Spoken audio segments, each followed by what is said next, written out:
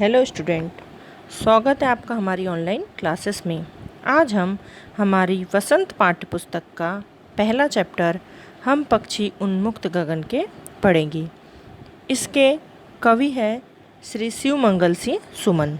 तो आइए बच्चों शुरू करते हैं।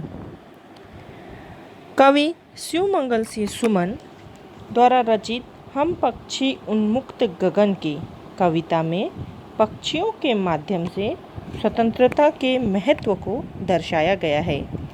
कविता के माध्यम से पक्षी कह रहे हैं कि हम खुले आकाश में विचरण करना चाहते हैं और पिंजरे में बंद नहीं रहना चाहते। अपनी इन्हीं भावनाओं को उन्होंने व्यक्त किया है। तो हम सभी पंक्तियों को समझते हैं। तो पहले की 8 लाइन देखिए। हम पक्षी उन्मुक्त गगन के पिंजर बद न गा पाएंगे, कनक तेलियों से टकराकर पुलकित पंख टूट जाएंगे। हम बहता जल पीने वाले मर जाएंगे भूखे प्यासे, कहीं भली है कटुक निबोरी कनक कटोरी की मैदा से। इन पंक्तियों के माध्यम से पक्षी कहना चाहते हैं कि हम खुले आकाश में विचरण करते हैं। यह उनका स्वभाव है तथा उनकी विशेषता भी हम कह सकते हैं। यदि उन्हें पिंजरे में बंद कर दिया गया तो वह गा नहीं पाएंगी, क्योंकि गीत खुशी में गाए जाते हैं और आकाश में उड़ने वाले सभी पक्षी पिंजरे में बंद रहकर कभी खुश नहीं रह सकते। हम उन्हें सोने के पिंजरे में रखें तो भी कुछ फर्क नहीं पड़ने वाला है। सलाखें चाहे सोने की हो या लोहे की, उनसे टकराकर उनके पुलकित पंख टूट जाएंगे। पक्षी कहते हैं कि हम नदी और तालाब का जो भी बहता है ना जल, उसको पीने वाले हम पक्षी हैं। हमारी यह आदत है। सोने के पिंजरे का खाना पानी उन्हें कभी अच्छा नहीं लगता और वह उसमें रहकर भूखे प्यासे मर जाएंगी। उन्हें सोने की कटोरी में दिए गए मैदा से बहुत अधिक प्रिय क्या है? कटुक निबोरी। कटुक यानी होता है बच्चों कड़वा, और निबोरी अर्थात नीम का फल। अर्थात पक्षी कहते हैं कि हमें कड़वा नीम का फल पसंद है, लेकिन हमें सोने की कटोरी में दिया गया मैदा अर्थात खाना पसंद नहीं है। आगे की स्टेंजा देखिए। स्वर्ण श्रृंखला के बंधन में अपनी गति उड़ान सब भूले, बस सपनों में देख रहे हैं तरुगी फुनगी पर के झूले। ऐसे थे अरमान की उड़ते नीले लब की सीमा पाने, लाल किरण सी चोच खोल चुकते तारक अनार के दाने। पक्षी इन पंक्तियों के माध्यम से कहते हैं कि सोने के पिंजरे में कैद होकर वह अपनी गति और उड़ने की कला सब भूल गए हैं।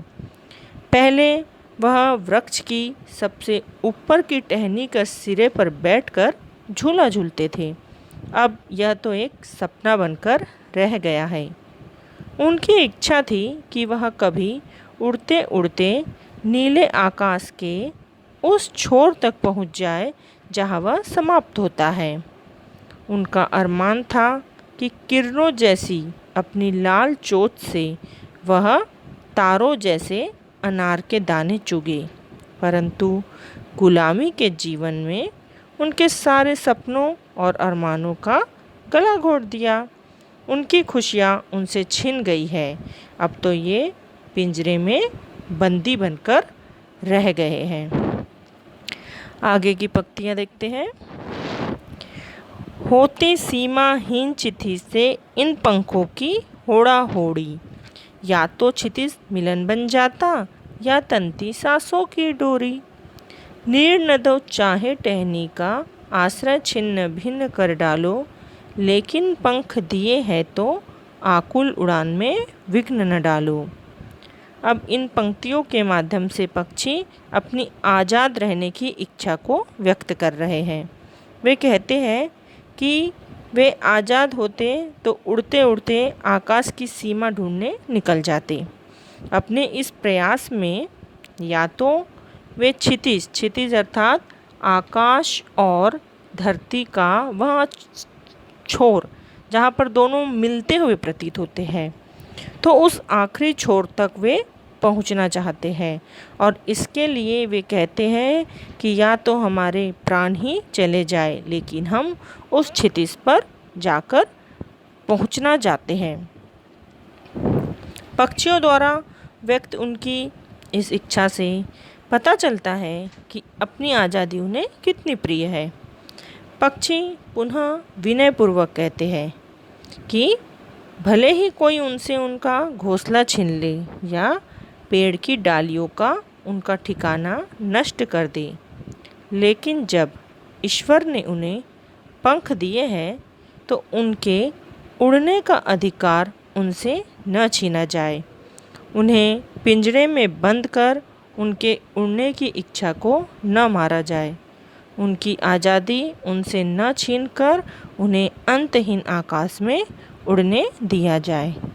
इस प्रकार शिवमंगल सिंह सुमन ने इस पंक्तियों के माध्यम से, इस कविता के द्वारा हमें पक्षियों की इच्छा से अवगत कराया है। तो स्टूडेंट, यह था आपका पहला चैप्टर, हम पक्षी उन्मुक्त गगन के। इस चैप्टर को आपको अच्छे से फिर से एक बार पढ़ना है और मेरे दिए गए जो भी मैंने आपको अभी समझाई हूँ उसको अच्छे से सुनकर फिर से समझने की कोशिश करना है। आपको वीडियो के बाद आपको सारा नोट्स और क्वेश्चन आंसर सभी दिए जाएंगे। आप सभी को अच्छे से हिंदी की कॉपी में इन सबको उतार लेना है और अगर कोई भी किसी भी प्रकार का डाउट हो तो आप एक कॉपी में नोट करके रखें। हमारी online classes, live classes start होने वाली है, तो हम उसमें आपके सारे डाउट को क्लियर करेंगे। ठीक है? Okay student.